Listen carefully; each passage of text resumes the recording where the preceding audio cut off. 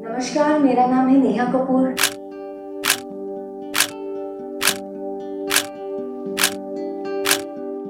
और मैं आप लोगों से आज अपनी फिल्म लस्ट को लेकर अपने कुछ एक्सपीरियंस शेयर करना चाहती हूँ। आइए शुरुआत करते हैं शुरुआत से।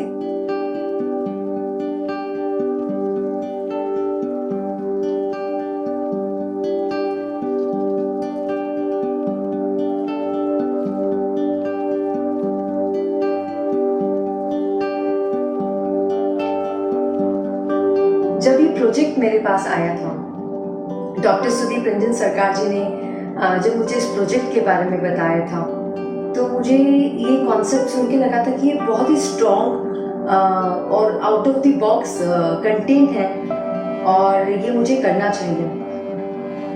और जब उन्होंने बताया कि मेरा जो रोल है, मेरा जो कैरेक्टर है, वो एक नन का कैरेक्टर है और इसमें थोड़ा बहुत एक्सपोजर भी रहेगा, कुछ पार्ट रहेगा। तो जब मैंने एक्सपोजर के बारे में सुना एंड आई थॉट कि मेरा जो कैरेक्टर है वो नन का है, ये कैसे हो पाएगा। और मैं बहुत ही शॉक्ड हो गई थी। और आई थिंक उस समय मैंने सर से बोला कि सर मुझे नहीं लगता है कि ये मुझे करना चाहिए, या मैंने सीधा मना कर दिया था। बट सर ने कहा कि नहीं Neha, I have a believe in you और मुझे लगता है कि तुम इसे बहुत ही बखूबी से निभाओगी। तो मैंने सोचा कि ठीक है सर, आप मुझे नरेशन दें। जब हम लोग नरेशन के लिए बैठे और जब उन्होंने लेरिंग्स पे लेरिंग्स उस कैरेक्टर को खोला, एज एन एक्टर ये हमारी रिस्पॉन्सिबिलिटी होती है कि हम उस कैरेक्टर को समझें, उसकी बॉडी लैंग्वेज पे काम करें, उसके रहन सहन पे सारी चीजों पे हमको काम करके एक नया कैरेक्टर को लेकर पर्दे पे दिखाना पड़ता है। तो काफी होमवर्क किया, जिस तरीके से हर एक नए कैरेक्टर को लेकर हर एक आर्टिस्ट, एक एक्टर करता है, वही मैंने भी किया। और कुछ फिल्मों का रेफरेंस था, जैसे कि एंटीक्रिस्ट, लिम्बोफेनिक, डाइट ऑफ सेक्स और काफी और भी फिल्में थी जिनको एज ए रेफरेंस की तरह मैंने देखा। और मैंने एक अपना क्राफ्ट बनाया, एक बॉडी लैंग्वेज डेवलप किया, जो कि एक नन का भी होना चाहिए और वो जो इमोशन है, वो जो स्टोरी बता रहे हैं, उसका भी एक रिफ्लेक्शन उसमें आना चाहिए। हम लोग घंटों घंटों बैठकर डॉक्टर सुदीप रंजन सरकार जी और हम इस चीज के ऊपर वर्कआउट करते हैं, क्योंकि ये बहुत जरूरी होता है। जब आप अपना किरदार को ईमानदारी और सच्चाई के साथ दिखाना चाहते हैं पर्दे पर, तो आपको बहुत रिसर्च के साथ साथ बातें करना और डायरेक्टर का विजन समझना बहुत जरूरी होता है।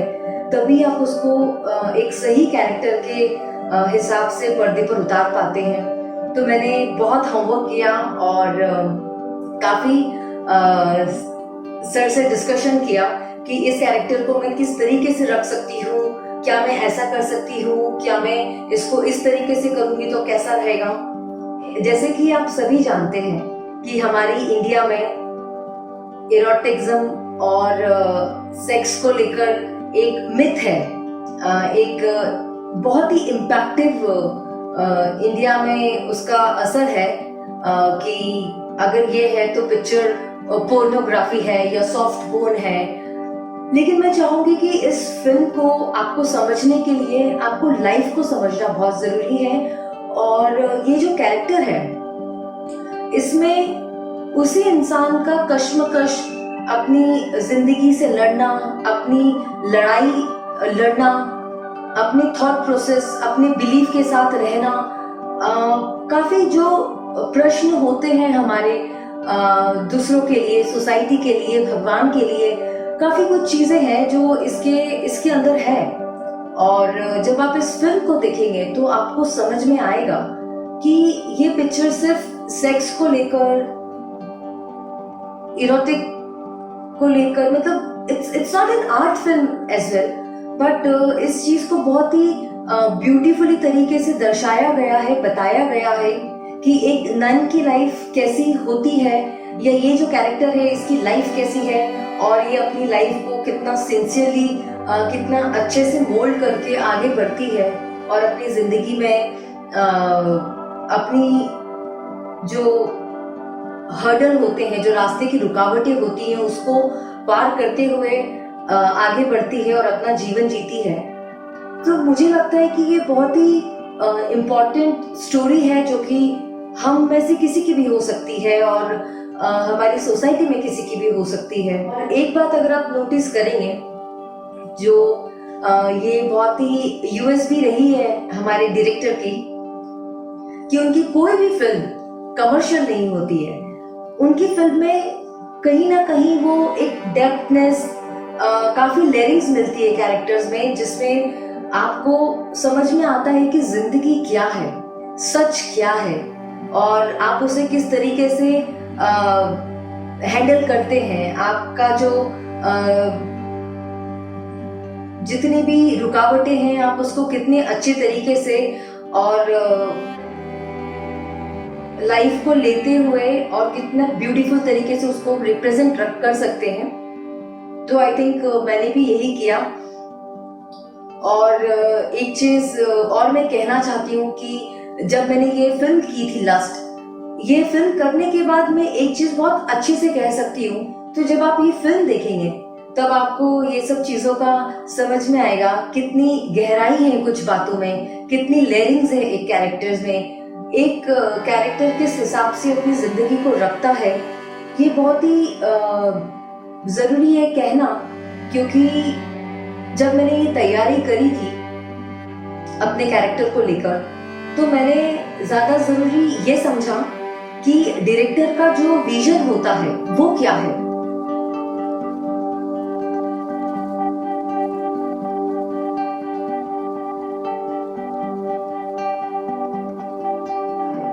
वो क्या दिखाना चाहते हैं, क्योंकि डायरेक्टर का विजन से आपको बहुत हेल्प मिलती है कि आप अपना क्राफ्ट बना सके।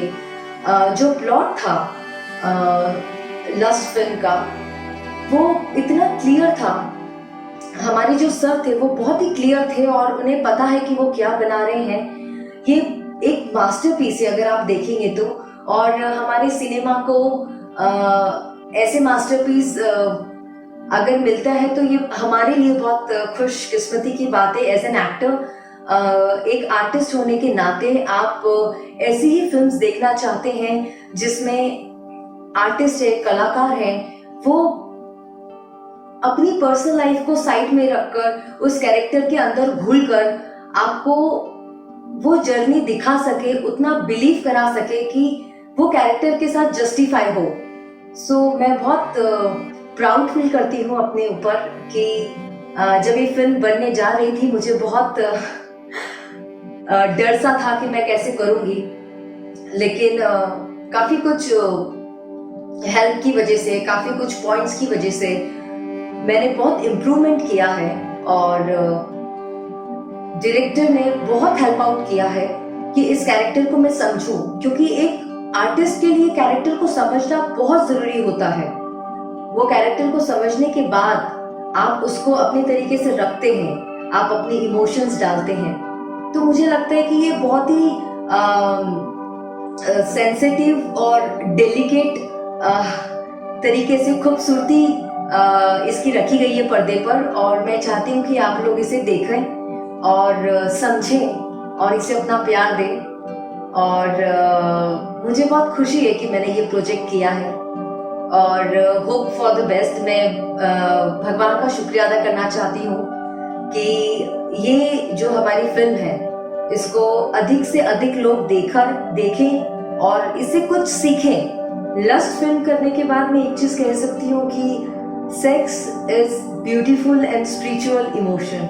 सो ये जो हमारी फिल्म में जो नन का कैरेक्टर है, ये जो इमेज है एक नन की, वो इंडिया में बहुत एक माइंडसेट के हिसाब से बैठी हुई है और हमें लगता है कि ये पर्टिकुलर जो कैरेक्टर है इसकी इमेज ऐसे ही होगी तो हम इसे ऐसे ही दिखा सकते हैं। लेकिन जो हमारे डायरेक्टर हैं वो उतना उनका जो विजन है वो इतना खुला हुआ है, इतना ब्रॉड है कि वो हर एक कैरेक्टर को इतने अच्छी तरीके से डिफाइन करते हैं, उसको इतनी अच्छी तरीके से क्राफ्ट करते हैं, उसको इतनी अच्छी तरीके से एक्सप्लेन करते हैं डेप्थनेस के साथ, लेयरिंग्स के साथ, कि आपको देखने के बाद पता चलता है कि इस किरदार में कितनी गहराई थी। और ये जो कहानी है ये किसी के भी साथ हो सकती है। तो मैं बहुत खुशकिस्मत हूँ कि डॉक्टर सुदीप रंजन सरकार जी ने मुझे ये जो कैरेक्टर था नन का मुझे ऑफर किया। और I am very happy and very proud of my self कि मैंने इस तरीके की फिल्म करी जो कि आपको एज ए ह्यूमन बीइंग भी बहुत हेल्प करती है ग्रो करने के लिए। आप एक अच्छे इंसान की तरह पॉलिश होते रहते हैं और सीखते रहते हैं। और जहाँ तक मुझे लगता है कि बातचीत करना, कॉन्वर्सेशन बहुत ज़रूरी है किसी भी किरदार को पर्दे पर उतारने के लिए। और वही जो हमारा नेस मूवी पिक्सल प्रोडक्शन है वो यही करता है। और मैं धन्यवाद देना चाहूँगी हमारे डॉक्टर सुदीप रंजन सरकार जी और उनकी पूरी टीम को, क्योंकि ये जो टीम है इसी तरह से और ईमानदारी से और मिलकर काम करती है। और जब हर एक टीम एकजुट होकर काम करती है तो उसका जो आउटपुट है वो डेफिनेटली प्रोडक्टिव ही निकलता है। सो होपिंग फॉर द बेस्ट। और मैं आप लोगों से ये आग्रह करना चाहूँगी कि जब भी ये फिल्म आती है इसे आप अपना प्यार दें, देखें, समझने की कोशिश करें। और अगर आपका कुछ सुझाव है या फीडबैक है तो आप प्लीज़ हमें दें। और आगे भी चल के डॉक्टर सुदीप रंजन सरकार जी के साथ मेरे कुछ प्रोजेक्ट हैं जो डिस्कस हो रहे हैं। अभी मैं उसको रिवील नहीं करना चाहती हूँ और अभी is not the right time कि मैं उसे रिवील करूँ। जब भी पेपर वर्क कंप्लीट हो जाएगा तो सबसे पहले आपको नेज मूवी पिक्सल से अनाउंसमेंट होगा या हमारे डायरेक्टर जो हैं वो इस चीज़ को पहले बताएंगे। और आई थिंक उसके बाद हम इस पर्टिकुलर प्रोजेक्ट के ऊपर बात कर सकते हैं। सो मैं बहुत बेसब्री से इंतज़ार कर रही हूँ कि मैं नेक्स्ट प्रोजेक्ट उनके साथ करूँ, क्योंकि जब भी मैं उनकी फिल्म करती हूँ इंसान होने के साथ साथ आप काफ़ी कुछ चीज़ें सीखते हैं जो आपको लगता है कि शायद आपको पहले पता नहीं थी या तो पता थी लेकिन आप उसके ऊपर काम नहीं करते। तो मैंने जब से सर के साथ फिल्म्स करना स्टार्ट करी है मैंने नोटिस किया है कि मैं एक अच्छे इंसान के रूप में ग्रो कर रही हूँ, अपने स्किल्स को पॉलिश कर रही हूँ। और मुझे बहुत खुशी है कि मैं उनके साथ फिर से और हर एक प्रोजेक्ट में काम करूँ। So thank you very much.